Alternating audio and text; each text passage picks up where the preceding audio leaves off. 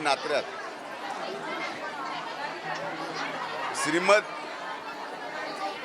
देवी भागवत कथेचं आयोजन चैत्र नवरात्रीच्या निमित्तानं आमच्या गावातील सर्व जाती धर्मातल्या लेकींनी,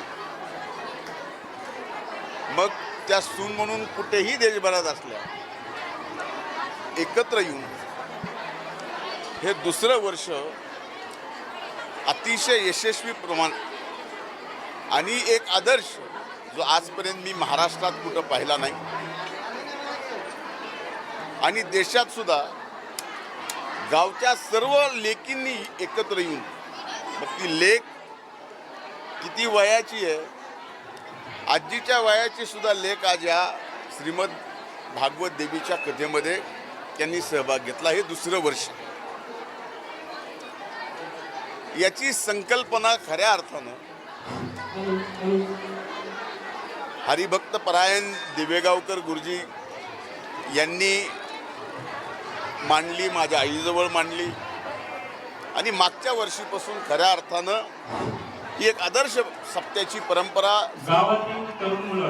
श्रीमद देवी भागवत कथेची परंपरा चालू झाली. आज तुम्ही बघताय की ही परंपरा साधी नाही, फक्त श्रीमद भागवत देवीची कथा नाही आहे, या कथेमध्ये सहभाग कुणाकुणाचा हे पण महत्वाचं आहे. इथं जात पात धर्म सगळं सोडून या गावात फार मोठ्या प्रमाणात मुस्लिम समाज आहे.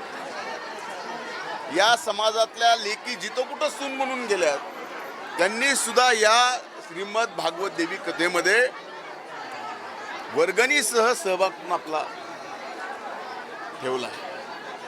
मागासवर्गीय समाजातल्या आमच्या भगिनी जिथं कुठं, आमच्या लेकी जिथं कुठं सून म्हणून गेल्या, त्यांनी सुद्धा इथं या श्रीमद भागवत देवीच्या कथेमध्ये सहभाग घेतला.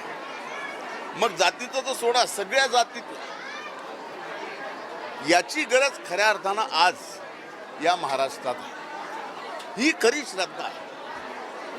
हे खऱ्या अर्थानं अध्यात्माचं, वारकऱ्याचं जी शिकवण आहे, जात पात धर्माच्या पलीकडं, आणि ती शिकवण फक्त श्रद्धा आणि श्रद्धेची आहे.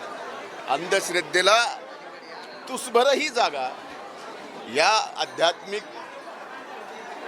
आणि वारकरी संप्रदायाच्या या सप्त्यामध्ये नाही. हेच या ठिकाणी माझ्या माहितीनं हे सगळ्यात आजच्या दिवशी महत्त्वाचं आहे.